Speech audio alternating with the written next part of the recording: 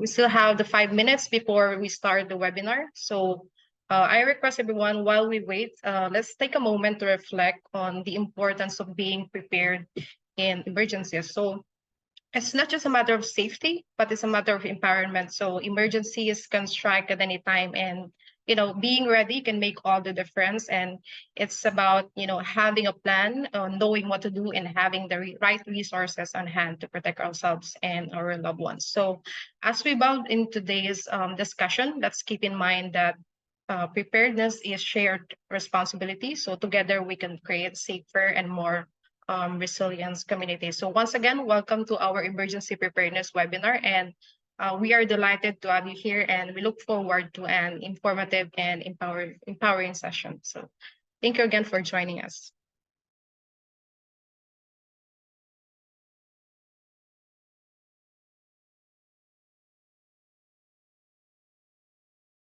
Okay, so I'd like to welcome everyone. Good afternoon. Welcome to our emergency preparedness webinar, Beyond Awareness, Taking Action with Emergency Preparedness. I'm your host, Natalie, and I'm so excited to be with you all with this discussion together with our guest speaker. So today we have an invaluable opportunity to learn from the expert and equip ourselves with the knowledge and resources needed for this face emergencies head on. So our guest speaker, Mr. Brandon Tom, the new NERT program coordinator for San Francisco Fire Department, brings a wealth of experiences and dedication for this cause. So I'd like you to give a short introduction to our guest speaker, Mr. Brandon. He has spent 14 years, serving as a firefighter and paramedic in the Bayview, Potrero Hill area, and he's now taken the pivotal role for NERT program coordinator. Wow. So congratulations, sir. And as a proud member of the San Francisco Fire Department, and he is deeply invested in the safety and well-being of our community. So just an additional background, Brandon's journey began with the 97th recruit class, graduating for the Fire Academy in August 1998. And his work at every firehouse in the city, showcasing his extensive expertise in emergency response. And in 2002, Brandon became NERT instructor, driven by his passion and educating and empowering fellow San Franciscans in disaster preparedness. Now, let's take a look at what we'll cover for today. So let's start with an overview of what is an emergency preparedness, and followed by the key strategies for creating an emergency plan. And then Brandon will share some of the insights about his experiences in terms of the emergencies, and maybe for force building and comprehensive emergency kit. And then later on, we're going to open the floor for you guys for your questions and some discussions. So, right. So to kick this things off, let's delve into the importance of being prepared for emergencies. Safety of our well-being. It helps reduce with the panic and anxiety. So that's very common for everyone, especially during emergency times. And when we are prepared, it also helps with minimize the property damage. And being prepared in the emergency is just a matter of personal safety. So as I've mentioned, it's a community responsibility, and it empowers individuals and community to weather crisis and then reduces risk and recover more effectively in the aftermath of an emergency. All right. So without so much further ado, so let's give the floor to Mr. Brandon Tom. Mr. Brandon. Hi, thank you, Natalie. Thank you for that gracious introduction. Hello, everybody. My name is Brandon Tom again. I am a native San Franciscan. That means I was born and raised here. So my family still lives here. So San Francisco is very, very important to me. So to get started, the NERTS program started after the 1989 earthquake. It was started by Marina residents to help in case of a disaster. So that's how the NERTS program started. As you saw on the next screen, NERT stands for Neighborhood Emergency Response Team. And that is what we call our where everywhere else in the nation calls CERTs. So everywhere in the nation calls it Community Emergency Response Team. And the CERTs program is sponsored by FEMA. FEMA is the Federal Emergency Management Association. So they are the overseer of all things that are emergency preparedness. So that's why we are here today, to go over disaster and emergency preparedness. So our seminar today, what are we going to cover? Well, we're going to make sure you are aware that disasters can happen here in San Francisco. And then we're gonna also cover getting prepared at home and at work. And then I'm gonna give you a little bit about what we do here at NERT and offer you some suggestions about how to become a NERT certified person for the city of San Francisco. And if you don't want to do that, we also have another program called Map Your Neighborhood. So let's start with what is considered a disaster. So there are what we call big ones and little ones. So some examples here are house fires, car accidents, maybe a mudslide, torrential rain, power outage, loss of internet, and the Loma Prieta, which was a 7.6 earthquake. When it happens to you, it's not a little one, it's a big one. So everybody has different experiences, and when it affects you, that's when you need to be prepared so that you can mitigate it as best you can. So let's start from the beginning, the birthplace of all that is the NERTS program. So Loma Prieta, 1989. So the Loma Prieta earthquake, October 1989, was a 7.6 earthquake that did all of these things. There were 34 structure fires, 4 major rescues, 30 building collapses, 91 buildings had to be condemned after that, 150 water main breaks, hundreds of people were injured, and unfortunately 11 people died. I remember this fondly because I was at Lowell High School in the city, and I was just leaving football practice when this occurred. I remember that the San Francisco Giants were playing the Oakland A's in the World Series. So it was very important that, you had to go home to try to watch that. But it left a mark on me. And that's one of the reasons why I joined this program, to help people, the citizens of San Francisco. So what will happen in a major disaster?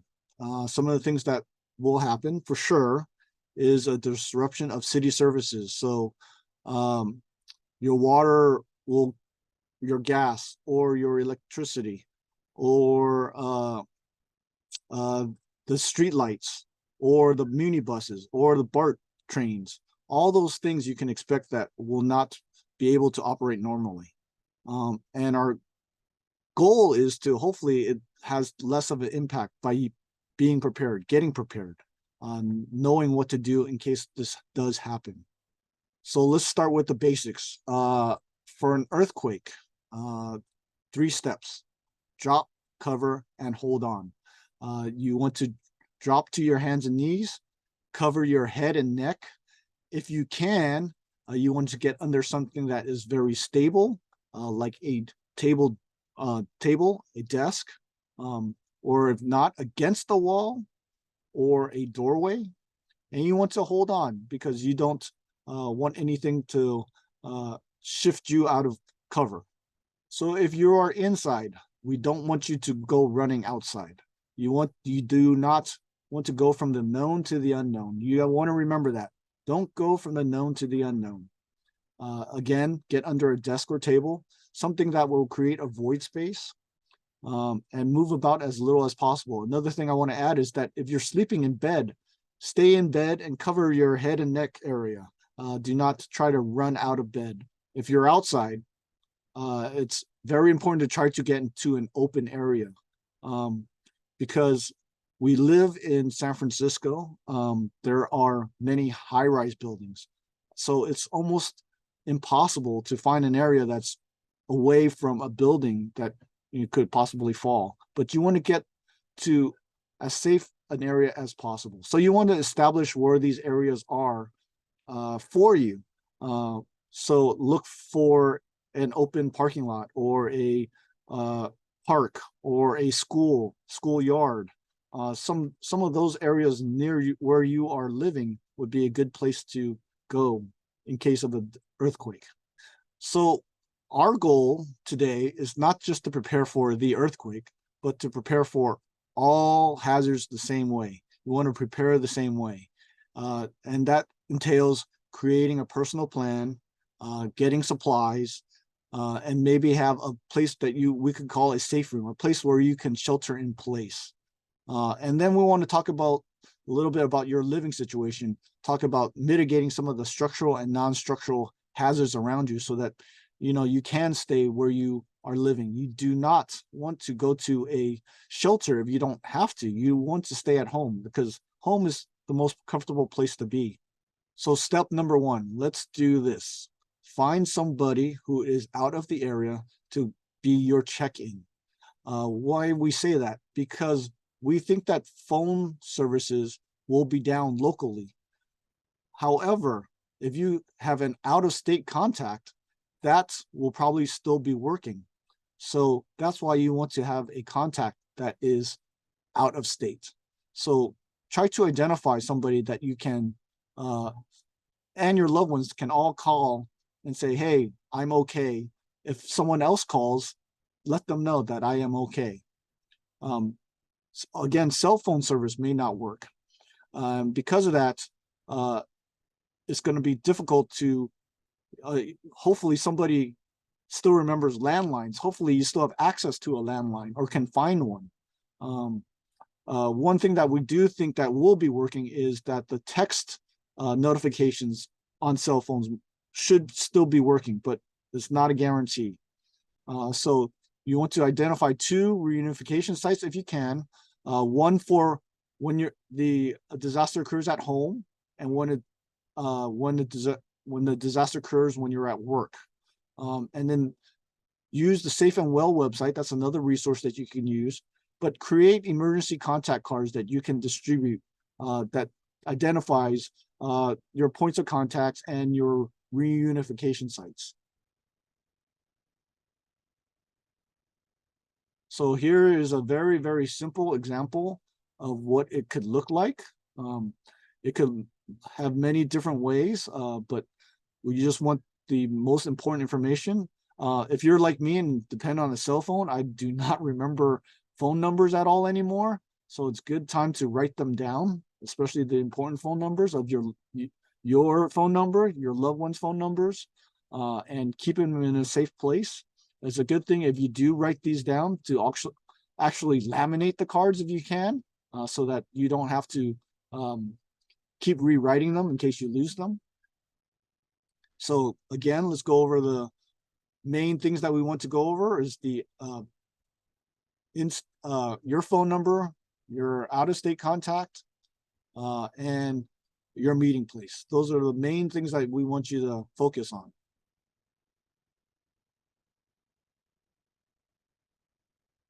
So here is a very, very simple example of what it could look like. It could have many different ways, but we just want the most important information. If you're like me and depend on a cell phone, I do not remember phone numbers at all anymore. So it's good time to write them down, especially the important phone numbers of your phone number, your loved one's phone numbers, and keep them in a safe place. It's a good thing if you do write these down to actually laminate the cards if you can, so that you don't have to keep rewriting them in case you lose them.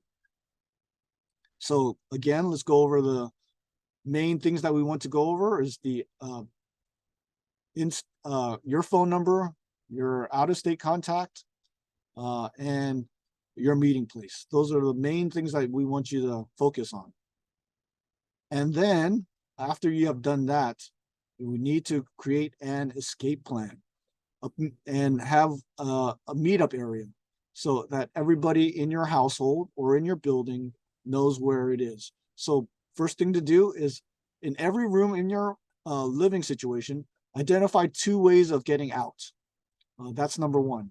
After you find your two ways of getting out, find out where the closest stairwells are and where the best meeting area is, and share that plan with your loved ones. Another thing to do that is to practice doing this escape plan while it's dark. So you pretend that you have to crawl, because in the case of a fire, you will have to crawl out of and find your exit. So it's a good thing to practice. Many people do not know that, there's two ways to get out of most rooms. So it's a good idea to identify those things and practice it.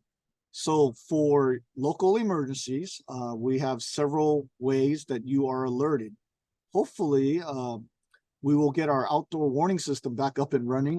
That has been the siren that goes off every Tuesday at noon. That has been down for several years, but since the occurrence of the Maui fires, our supervisors have advised that they will actually put money into fixing this system. So it's a good system of alerting. The other system that we have is AM FM radios. So a good thing to have is a battery operated simple AM FM radio so that you can get alerts. And the last thing is I'm subscribed to this is alertsf.org. It's a very good site because it alerts you even every day of major police incidents, fire incidents, or rescues that are occurring, and to stay away from that area. So it's good to use, in case that you need to get around the city, and it's a good example of disaster alerts. After you've done all this, step number one, and it's a good idea to review your plan with everybody that you are close with, your support network. So friends, family, just make sure everybody is on the same page, and make sure everybody else has a plan. Because if everybody has a plan, that's one less thing to worry about in case that disaster does happen. Step number two, let's talk about getting a supply kit together. So one of the most important things, if not the most important thing, is water. Water, we recommend that you have 1 gallon per person per day for 5 days. So just for an example, if you are a family of 4, you need 1 gallon per person for 5 days. So that adds up to 20 gallons of water that you should have on hand at a minimum for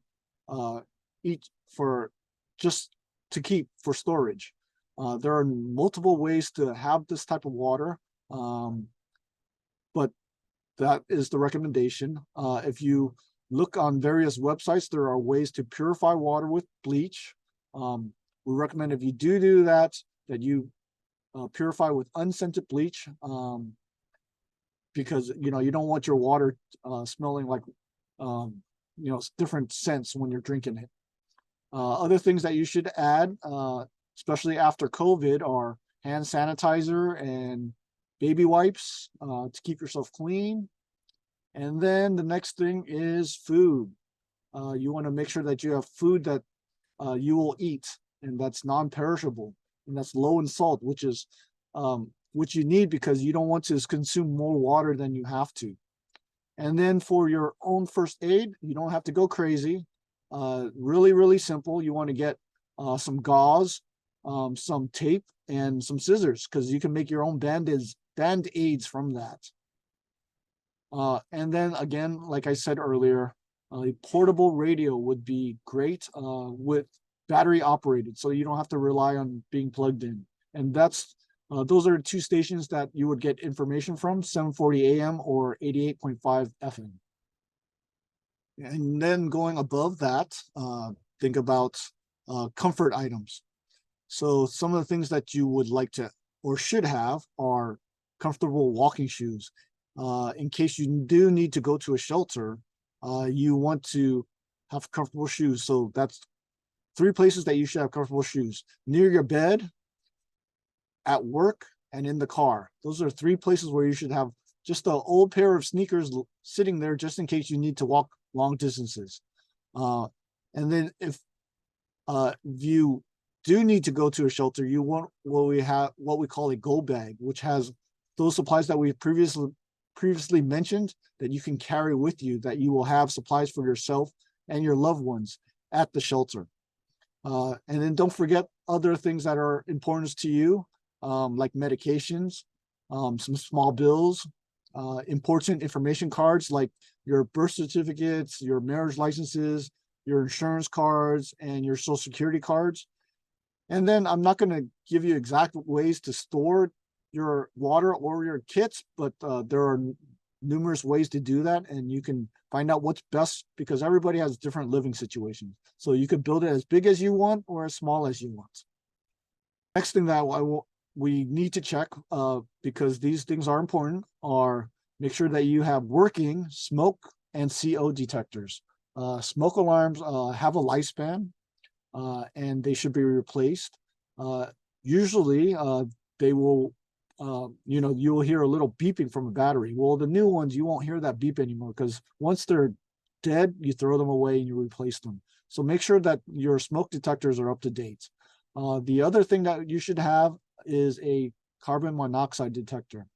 This is very important because it's a silent killer. It really is. People, anywhere that there's active burning, so a fireplace, a grill, a running car, those things give off carbon monoxide, and you will not realize it until you pass out and it ends up killing you. So it's important to have a CO detector. The last thing to be familiar with is a fire extinguisher. The NERT program recommends a 3A40BC extinguisher. That is the size of the extinguisher. So it's about a 5-pound extinguisher, and it should have a metal top with a hose attached, and should look similar to the picture that's shown here. So how do you operate an extinguisher? So we use the word pass, P-A-S-S. So what you want to do is step 1, pull the pin. Step 2, aim the nozzle. Step 3, squeeze the trigger. And step 4, sweep the hose at the base of the fire. So remember the word pass, P-A-S-S, to operate a fire extinguisher. Again, if a fire is too large for you to operate, I want to recommend that you close the door to the room wherever the fire is. That buys time for the fire department to get there to put out the fire. So evacuate everybody that you can, close the door behind you. And some never evers, never fight a fire that is too big. Don't fire if it's spread beyond where it started. Don't fight the fire if it's blocking your escape routes. And if you don't remember the word pass, but if you do, please pass it along, but call 911. So as I mentioned before, I recommend that we have 3 kits, one at home, one at work, and one in your vehicle. They don't have to all carry the same things, but you want to make sure that you do have one in each of those locations because that's where most people spend their time. And let's not forget about our friends, our pets. Pets are very important. They're part of our family. So let's make sure that we have food and water for them as well as a pet carrier, because if you do need to evacuate your premises to a shelter, most shelters will not allow pets without a pet carrier. So it's a good thing to have one on hand. Now let's talk about earthquake eyes, mitigating hazards inside your house. So let's talk about the first thing, heavy furniture. So heavy shelving units are, things that could fall during an earthquake are significant because if they do fall and trap your exit or trap you, that's not good. So you want to think about anchoring those types of top-heavy furniture. They do sell kits that help you anchor them to the wall so they will stop them from falling. Another thing is that in the bedroom, you don't want any glass or anything to fall around you there. So you want to think about having drapes around your windows or applying what we call window surface films so that if the windows do break, they do not break into little pieces. That's Another reason why we need shoes next to our bed, so that if there is broken glass or any other debris around your bed, you have shoes so that you don't walk on that debris and cut your feet, because your feet are important. Another thing to consider is in your kitchen. You want to maybe move some of the things that you have stored in your kitchen. It's not a good idea to keep all your cleaning supplies underneath your kitchen sink like I do. You want to keep as minimal cleaning supplies as possible, because they are hazardous materials. Also, a lot of people like to put heavy decorative plates and glassware on upper shelves. So what happens when an earthquake does happen and those things fall? It's going to create a hazard. And so you want to try to start thinking about putting those things lower so that they do not fall and create a hazard. If you can't do that, you want to think about purchasing some type of security device for your cabinet so that you can keep them closed. Other things that to consider are electrical hazards, your chemicals, and the water heater. So electrical hazards, you don't want to overload your electrical circuits at home. So you do not want multiple plugs into one outlet. If you do need more than one plug, you want to get what's shown here, which is a power strip, because it will trip if there's too much power surge. One of the major causes of fires is overloading of our electrical circuits, which generates heat, and that causes fire. The other thing that is hazardous is keeping all your old chemicals and putting them all in one place. Sometimes if you mix chemicals in the right way, they cause hazardous, or what we call hazmat situations. So if you can, you want to eliminate as much of the hazardous materials or cleaning supplies that you have, especially paint. Those are some of the things that you want to get rid of. And the last thing, securing your water heater. Excuse me. Your water heater is connected to your gas line and your water line. So you want to secure it so that does not cause a risk of gas or water leaks. One more thing for homeowners is to look at your foundations. If you have not done so, you should start looking about upgrade or bolting your foundation and putting in shear walls and looking at all the connections to your foundation, through your foundation, that should be secured. Those are all things that should be looked at. A lot of people don't think about it, but they help in case of a disaster.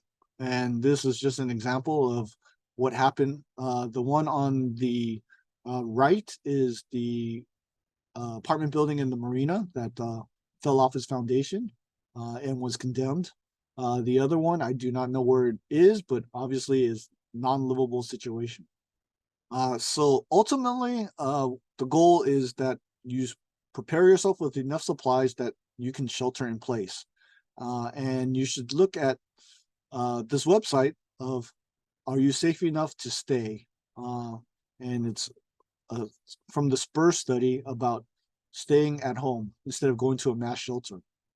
So go ahead and look at that website and think about making your home your safe place. So the NERT program, what we want to do is empower you, first off, to take care of yourself and your family, and to share this knowledge that you've learned with your neighbors. And if you want to help more, to join a NERT team, and that comes with NERT's training. So some of the assumptions that we make is, in a disaster, number of injured will exceed the number of people or number of resources that are available. And as a survivor, you will help.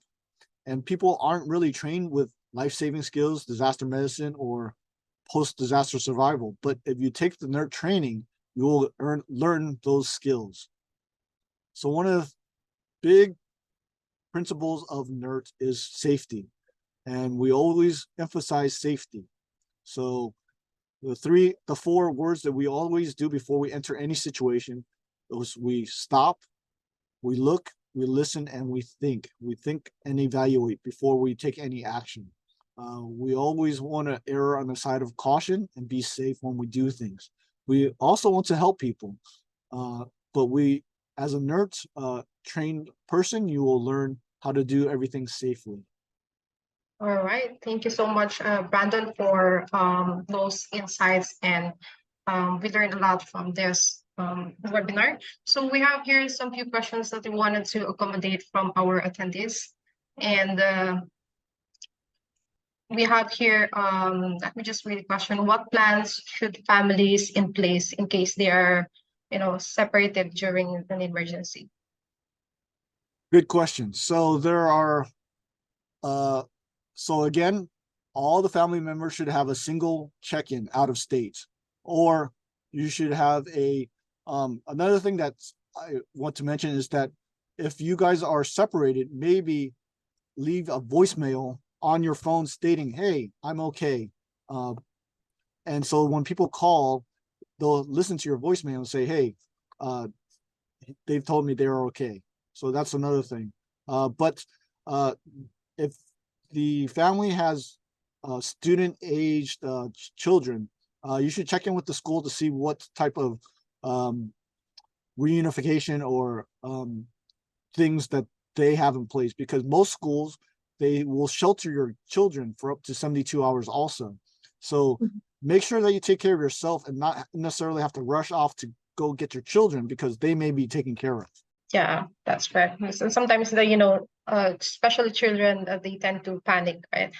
And Right. they have the anxieties for all this emergencies. So thank you for that. And then we have the second question here.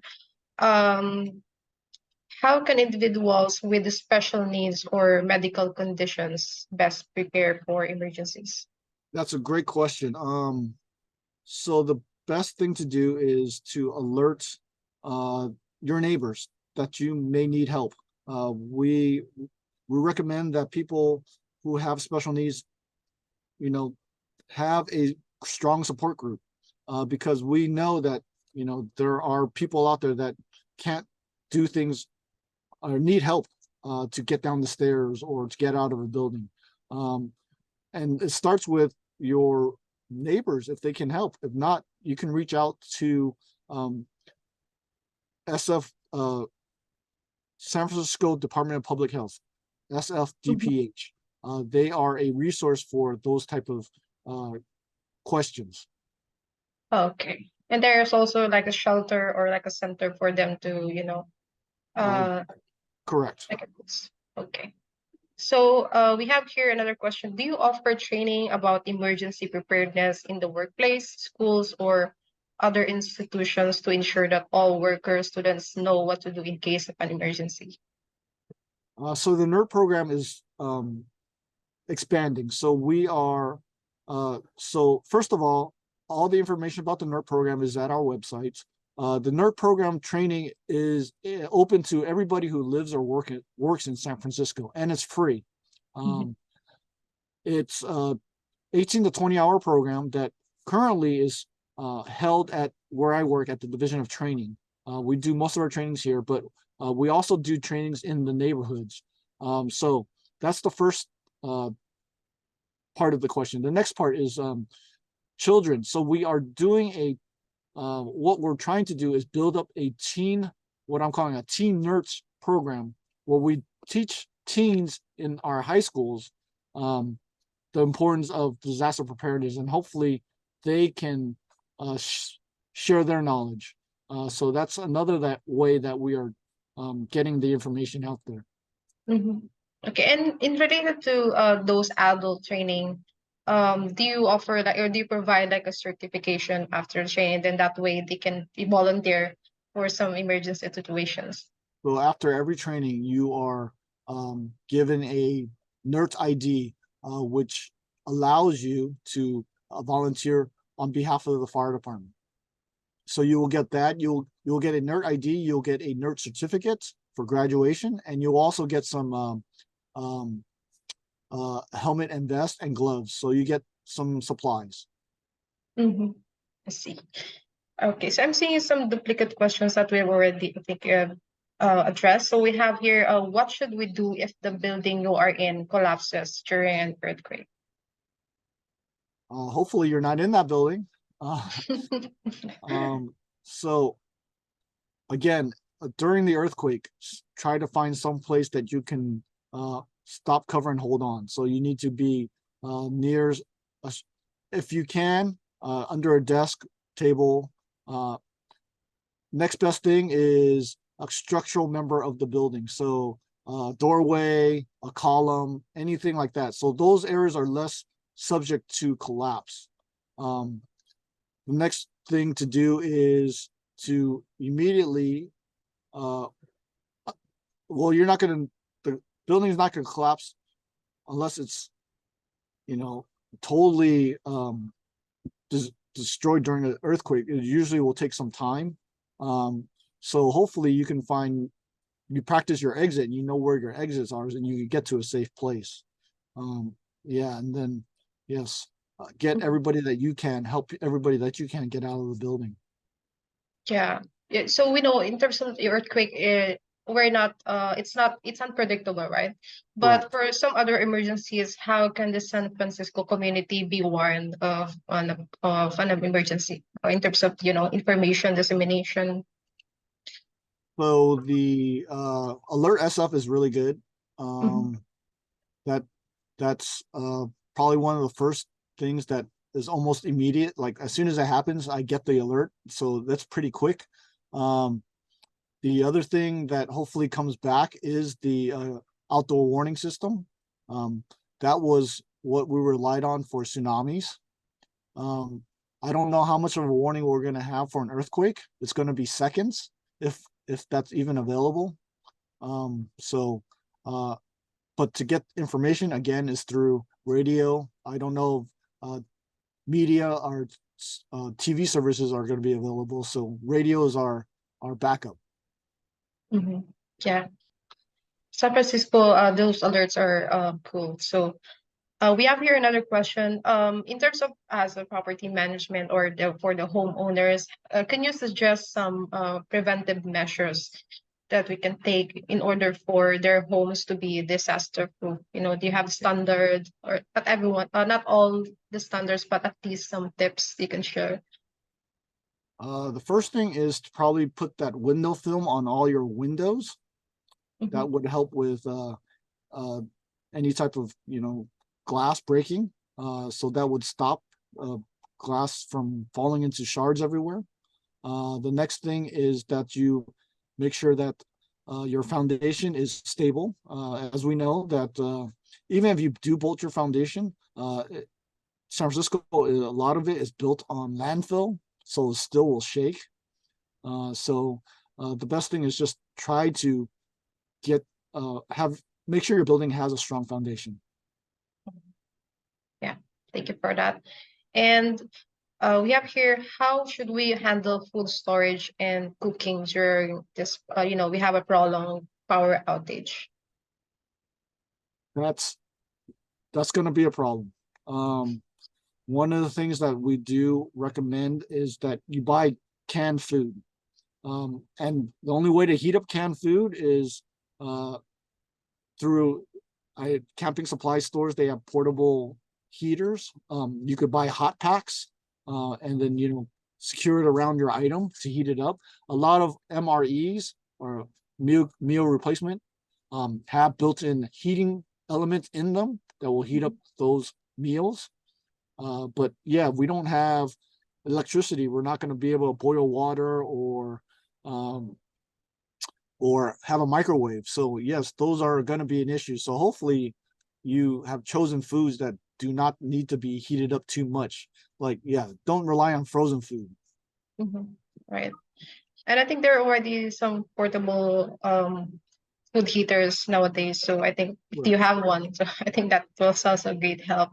So Correct. let's talk about home gas explosion. I don't know if you recall about last February what happened with the Sunset District home explosion. So how can we avoid gas explosion from happening?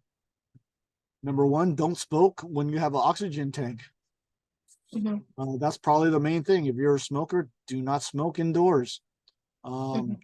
to keep Right. heat away from oxygen tanks, because those are the things that happen. If you so don't smoke in bed. Another reason house explosions happen, but most of the times they're by accident. Somebody nicks a gas line, and the gas line fills your house with gas, and that gas hits a pilot light, and then there's an explosion. But that's very rare. Mhm. And the only way to stop that is just to make sure that your own, you know how to shut off your own gas. Because if you smell gas, you should shut it off, because that means it's infiltrated your environment. So you need to figure out where your gas shutoffs are, so that Mhm. you can stop that gas from spreading. Mhm. And make it more secured, right? So Correct. in case Correct. there's a gas leak or something, right? Correct. And this one, it's a bit, I don't know if it's a general concern, maybe about chemical attacks. Is this something like, a terrorist attack? There Who have should been take? terrorist attacks in the past. I knock Mhm. on wood. I hope there's not a terrorist attack on anybody here, but it is a possibility. San Francisco is a high profile city. So terrorist attacks can occur, and we do not know when or if. That's why it's best to just understand that those things can happen, and to do the same things as we talked. If you need to, shelter in place, so and stay away from the incident. So those are the two things I recommend. Mhm. Got it. So we have here some more questions. So what kinds of insurance should rental property owners consider for various types of emergencies? Do you have any idea on this one about insurances? I do No. not. Sorry, Mhm. can't answer that one. Okay. Yeah, thank you. So I think we've covered everything in terms of the technology that we are using for San Francisco. So thank you so much, guys, for all of your participation in this webinar. And then if you have any further questions or you need additional resources, please don't hesitate to reach out. Here's the contact information of Sir Brandon or Captain Brandon Tom. And then you can also visit their website. So it's flash here in the screen. So thank you all, guys, for being here today. So let's work together to ensure that we're not only informed but also empowered to face any emergencies that comes our way. So thank you so much, Sir Brandon. I really appreciate you for being here and all the insights and knowledge share that you provided to us. So yeah, I think that concludes our webinar for today. And hope you have a great day and take care, everyone. And let's all be safe. Thank you, Natalie. Thank you so much.